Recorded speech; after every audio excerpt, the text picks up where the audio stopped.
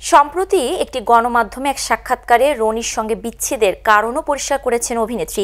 ফারিয়া বলেন, দীর্ঘ 10 বছর প্রেম করেছি, তবে শেষ দিকে ভালোবাসা ছিল না প্রেম সম্পর্কে।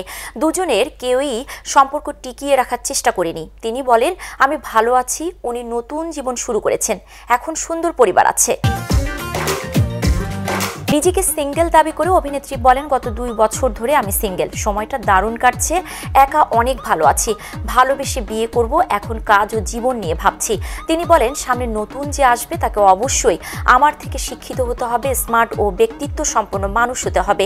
ব্যক্তিত্ব থাকাটা খুবই জরুরি, তাকে নারীদের সম্মান করতে জানতে হবে, কিছু বলার আগেই আমার চোখের ইশারায় সবকিছু বুঝে নেবে এমন একজন মানুষ চাই।